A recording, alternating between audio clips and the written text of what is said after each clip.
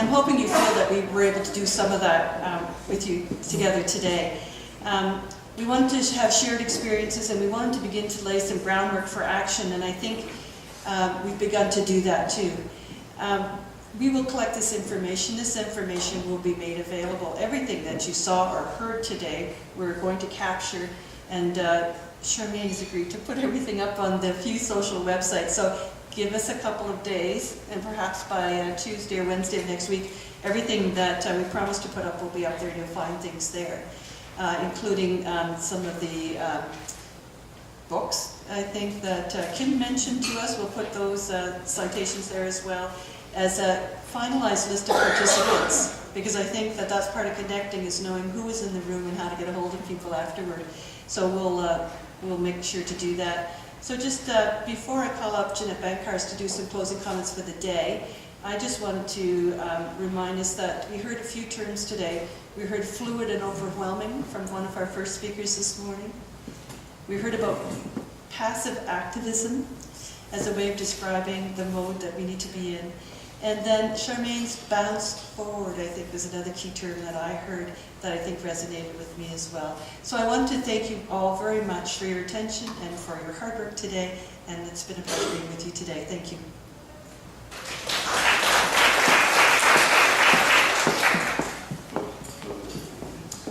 Hi, everyone. So I came back in the room kind of teary-eyed because I'm planning a session with Homeward Health for my team on Monday, and the help that I've received from my company, ATB Financial, has been overwhelming. And so I was kind of feeling teary-eyed because as a Fort McMurrayite, I think it is difficult to accept help, right? And so when I thanked her for everything she'd done, she's like, oh, no problem. And I came back and kind of teary-eyed, and Bonnie gave me a big hug, and I said, I'm a bad chair. Like, how can I help you better? Right? I listened to what Kathy, how can I help you better? Well, why don't you do closing comments?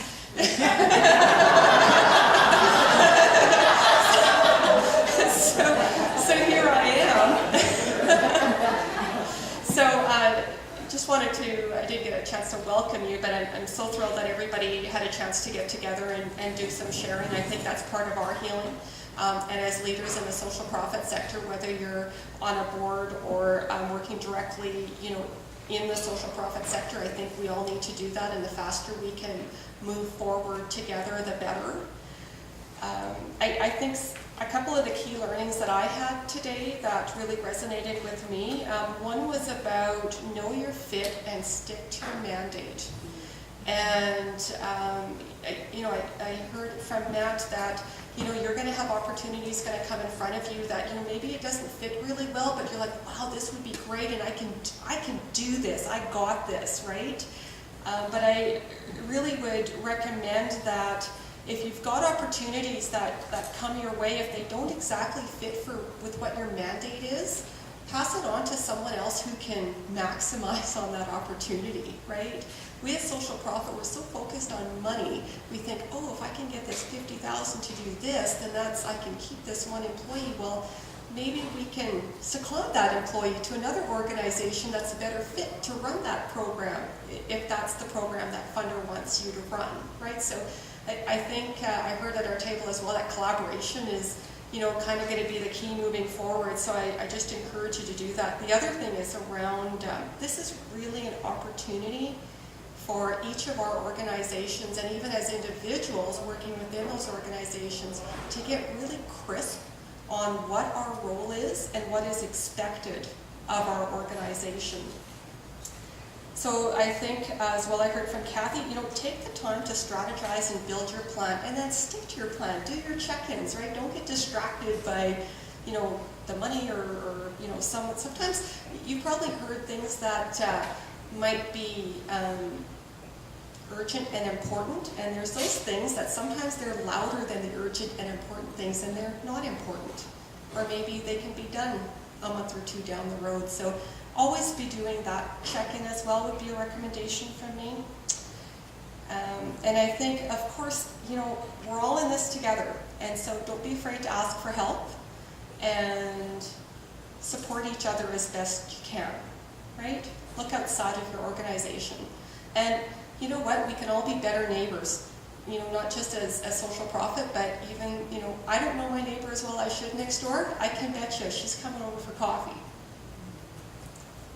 The other thing that I thought might be relevant, and Diane and I have talked about this a couple times, around transformative scenario planning. And we thought, geez, wouldn't it be great if we could get Adam Kahane? I don't know how much Red Cross money we have, but if we could get someone from transformative scenario planning to come out and help us make our community better than it was. We should take that opportunity now. And so if you haven't heard about transformative community or transformative scenario planning, it's around having a group of organizations come together, or people, and you're all working towards the common good, and you look at all of the different scenarios that might play out, and you think, okay, if I did this, I would get this result, or if I did this, I would get this result. And when you leave your personal or organizational agendas at the door, and you think about the community and what is best for the community, all of a sudden it becomes clear on what the path should be and what we should all do so that we can best help our community. So we were talking about collaboration at our table, and there was such energy from Elaine and Sue. Those girls are best friends now, and they're going to work together to change the world. Foundations are going to work together. So I think when we go back to Fort McMurray, we're all Fort McMurrayites first, right? And we are our organization's second. And we were talking about, you know, creating alignment so we can have a joint, our community can only support so much fundraising, right? And so one of the ideas we were talking about, geez, you know, if we could do one event, and maybe that event would support the nursing program at Keano and support nurses or equipment at the hospital, we might have a winner, right? And so we're talking about, you know, that's the new normal, working together for the end impact versus on our individual agendas, right? So as Lynn mentioned, today all of the information from today will be gathered and sent out or put on the website, right, which is awesome. What we as FuseSocial need from you is to understand how can we best support you. I'm thinking, you know, and I'm thinking it too, because I'm going back on the 1st, I'm an essential service and I need to open the bank. And it's almost overwhelming. We heard overwhelming and we heard fluid, and I'm thinking, okay, what do I do first? What do I do second? I've already been up there, had a look, but you know, what time do I open? There's so many things, right, that we need to think about. And I've heard that urgent preparedness might be around mental health for our teams and the people we serve. And so Bon and I have had a quick conversation about what is the fit for FuseSocial. How do we support the social profit sector to help you feel more confident in addressing your teams and supporting your teams when they come back, or supporting them until they come back, because that may not be June 1st, that may not be July 1st, right?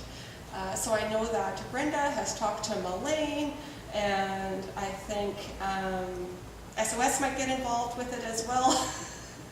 So I think we've already got a plan on how to support that. And of course, I mean, as FuseSocial, that's what we do. We, you know, bring people together and we convene conversations, and so we're there to support you in, you know, the administrative part of that, so that we can put that together for you.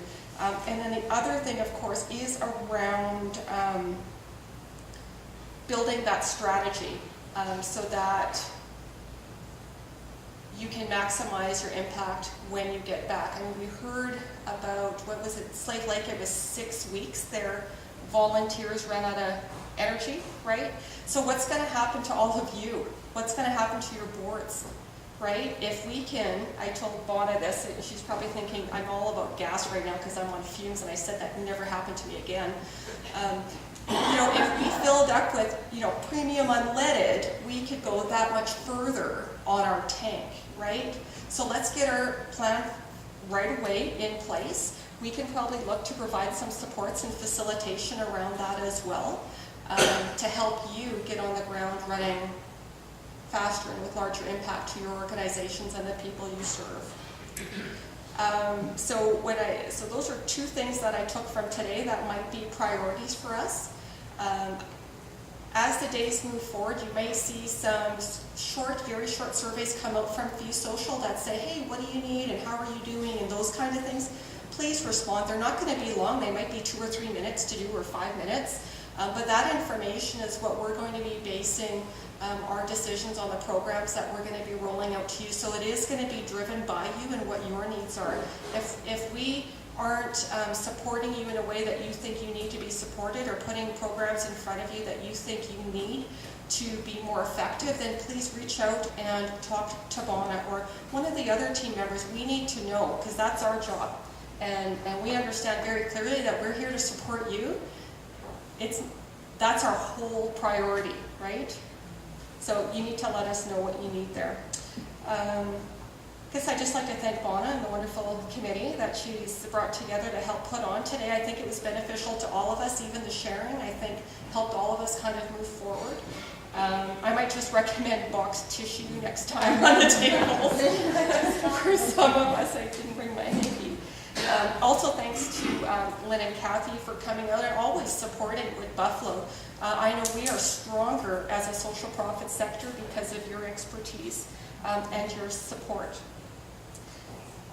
So just in closing, the board and staff of FuseSocial wishes all of you a safe return to our communities and look forward to supporting you in the days that come ahead. Thank you.